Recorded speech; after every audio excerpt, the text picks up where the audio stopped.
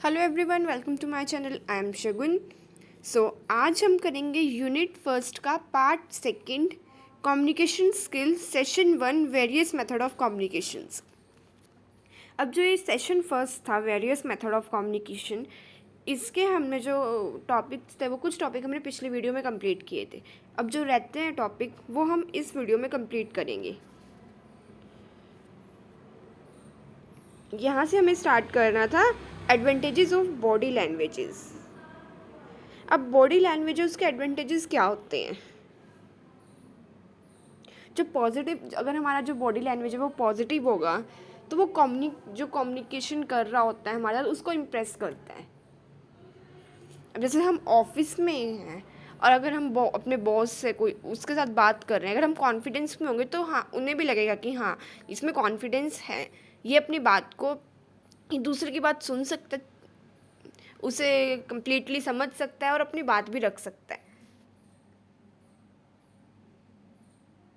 अब जो अगर हमारी बॉडी लैंग्वेज अच्छी होगी तो हम जो कम्युनिटी है, हमारी जो सोसाइटी है, उसमें जो पर्सन है उनके साथ रिलेशनशिप भी हमारी अच्छी बनेगी, जैसे हमारे फ्रेंड्स बनेंगे।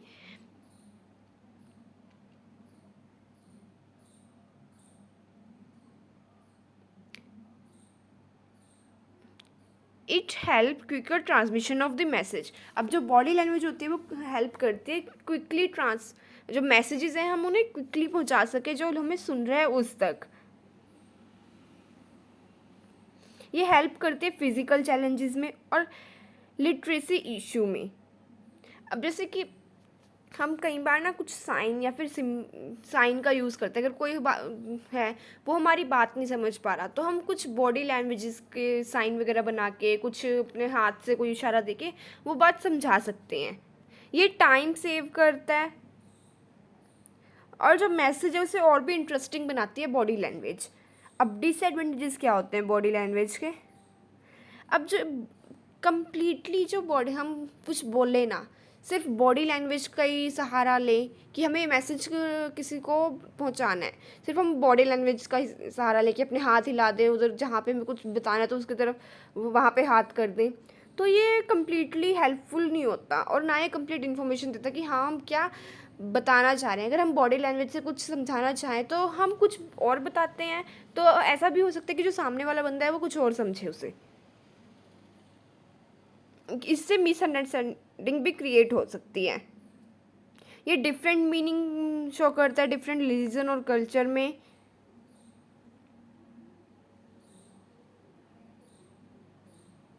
ये जो बॉडी लैंग्वेज है वो कोई रूल्स वगैरह फॉलो नहीं करती और हर एक साइन दूसरे वाला बंदा नहीं समझ सकता कि हम ये साइन किसके लिए यूज़ कर रहे हैं। इसलिए हम कम्प्लीटली बॉडी लैंग्वेज पे डिपेंड नहीं रह सकते। हमें कुछ अपनी जो है ऑरल कम्युनिकेशन करें उसमें हम बॉडी लैंग्वेज का यूज़ करें, तब ये बेनिफिशियल है। अब बारी आती है विजुअल कम्युनिकेशन की। विजुअल कम्युनिकेशन क्या होती है? अब आप यहाँ पे ये देख रहे हो, इतने सारे सिंबल्स हैं, यहाँ पे भी इतने सारे सिंबल्स हैं। अब ये सिंबल क्यों यूज़ किए गए? अब जैसे नो स्मोकिंग का एक सिंबल होता है कि सिगरेट बनी होती है, उसमें धुआं सा लगा होता है और उसके बीच में एक एरो का साइन होता है, क्रॉस का साइन होता है। तो वो क्यों बना होता है? वहाँ पे हम लिख भी तो सकते हैं नो स्मोकिंग। अब इसमें हमने एक सिंबल का यूज़ किया और इस सिंबल को सभी समझते हैं कि हाँ ये नो स्मोकिंग का सिंबल है।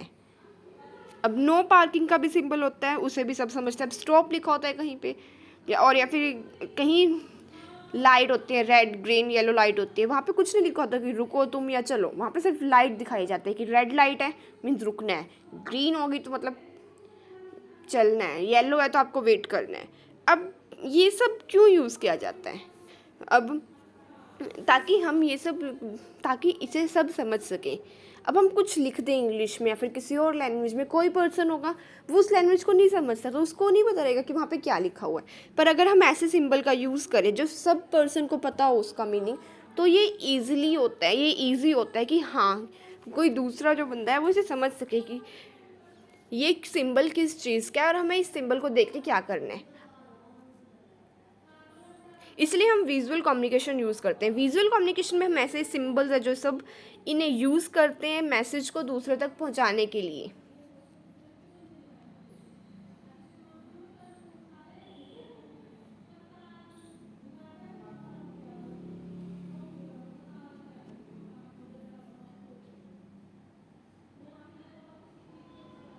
अब अगर हम क्या करें कि हम ऐसा कुछ सिंबल बनाएं जो कि बहुत ज़्यादा मतलब उसमें बहुत कुछ ऐड कर दें उसमें, जैसे कोई कंपनी है उसका अगर हम कोई लोगो बनाएं उसमें बहुत कुछ ऐड कर दें और जो पर्सन है वो उसे ईजिली रिमेंबर ना कर सके, तो उसे बनाने का कोई फ़ायदा नहीं होता। हमें ऐसा सिंबल यूज़ करना होता है जो ईजिली रिकॉग्नाइज्ड हो। अब जैसे नो स्मोकिंग का सिंबल होता है, वो सब आसानी से समझ आता है कि हाँ ये इसका सिंबल है और वो उसे याद भी रखते हैं। अब कोई ऐसा सिंबल हो जिसमें बहुत ज़्यादा हमने यूज़ कर लिए एलिमेंट्स, तो हम उस सिंबल को, जो पर्सन है वो ज़्यादा देर तक रिमाइंड नहीं रख सकते, और अगर वो उस सिंबल को देखें भी तो उसको ईजिली समझ नहीं सकते कि किस चीज़ का सिंबल है। तो हम सिंबल्स हमें ऐसे यूज़ करने होते हैं जो क्लियर हो और ईजिली याद रह सकें।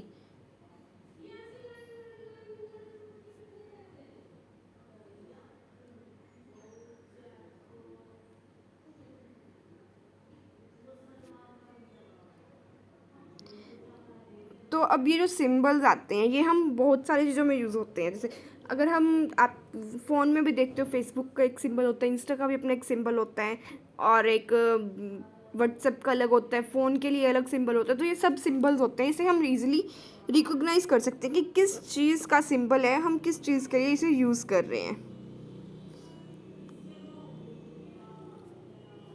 जैसे कंपनीज हैं उनके लोगो डिफरेंट होते हैं, कोई इलेक्ट्रॉनिक्स की कंपनी है उसका लोगो डिफरेंट होता है, कोई बाइक की कंपनी है उसका भी, सबके सिंबल अलग अलग होते हैं, और सभी अपने सिंबल कुछ इस तरह से डिज़ाइन करते हैं लोगोज़, ताकि वो ईजिली याद रह सके। इसे ही हम विजुअल कम्युनिकेशन करते हैं कि हम किसी सिंबल का यूज़ कर रहे हैं, किसी लोगो का यूज़ कर रहे हैं उस चीज़ को बताने के लिए। कि अगर कोई कंपनी है, उस कंपनी का हमने सिर्फ सिंबल लगा दिया, तो जो लोग होते हैं वो उसे समझते हैं कि ये इस कंपनी का सिंबल है।